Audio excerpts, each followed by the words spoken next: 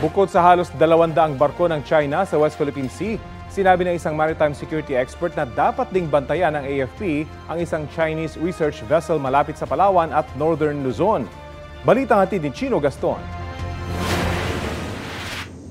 Sa huling monitoring ng AFP mula September 30 hanggang October 6, aabot sa 170 barko ng China ang namataang nananatili sa West Philippine Sea.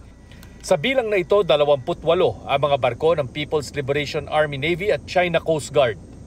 Ang karamihan, mga Chinese fishing militia o mga barkong nagpapanggap na mangingisda pero nasa kontrol naman ng China Coast Guard.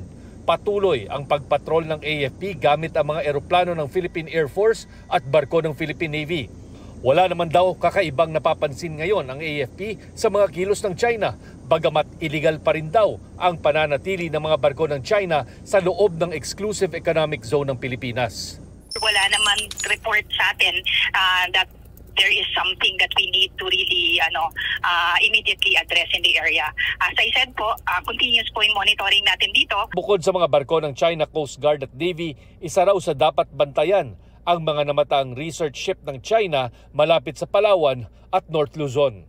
There may be some research value in what they're doing. I mean, they may be looking sort of at the undersea environment for submarine operations, and there may also just be symbolic value. They're just basically making a statement that this is what we're going to do and you can't stop us.